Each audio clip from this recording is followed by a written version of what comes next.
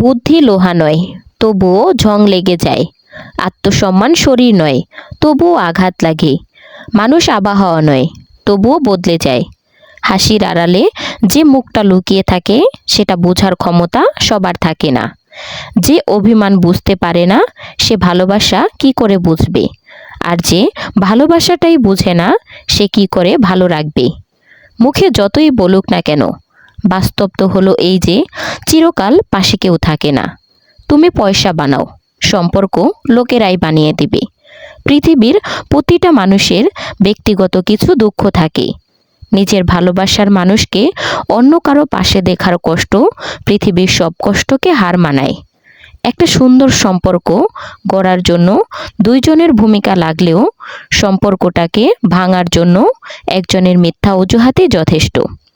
কথার আঘাত সারা জীবনই মনে থাকে।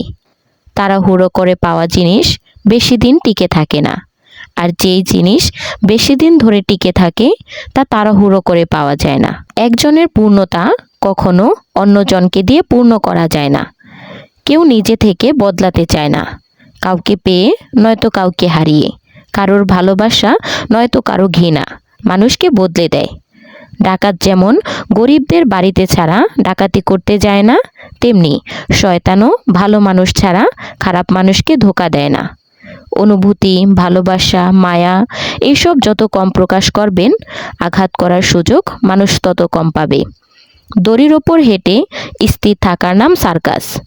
অশান্তির ওপর বেঁচে শান্ত থাকার নাম হলো জীবন। বেঈমান আর স্বার্থপর লোক কখনো নিজের ভালো ছাড়া অন্যের অনুভূতি বুঝবে না। তিনটা জিনিস খুব মূল্যবান: সম্পর্কে সম্মান, ভালোবাসাতে বিশ্বাস, বন্ধুত্বে গুরুত্ব। অবশেষে বুঝতে পেরেছি, জীবনে যাদের সবচেয়ে বেশি বিশ্বাস করেছি আর ভালোবেসেছি তারাই সবচেয়ে বেশি ঠকিয়েছে আর কষ্ট দিয়েছে। একটা ভাই কখনোই তার বোনকে বলে উঠতে পারে না যে সে তাকে কতটা ভালোবাসে, কিন্তু সেই একমাত্র মানুষ যে তার বাবা মায়ের পরে তার বোনকে সবচেয়ে বেশি ভালোবাসে। পৃথিবীর সবচেয়ে মিষ্টি সম্পর্কটা হলো ভাই বোনের সম্পর্ক। নদী কখনোই পিছনে ফিরে চলে না, সুতরাং নদীর মতো বাঁচার চেষ্টা করো। অতীত ভুলে গিয়ে ভবিষ্যতের লক্ষ্য নিয়ে বাঁচার চেষ্টা করো, জীবনে সফল হবে। মিডল ক্লাস জীবনটা এক অদ্ভুত জীবন। জামা কিনি তো জুতা ফেটে যায়, জুতা কিনি তো প্যান্ট ফেটে যায়, প্যান্ট কিনি তো মোজা ফেটে যায়, আর যখন সব একসাথে কিনি তখন পকেট ফেটে যায়। সুন্দর মনের মানুষগুলোর জীবন কোনো না কোনো কারণে এলোমেলো হয়ে যায়। সময়ের সাথে সবাই বদলে যায়, এটাই তো চরম সত্যি। পড়ে থাকে কিছু কান্না আর ঝুড়ি ভরা স্মৃতি।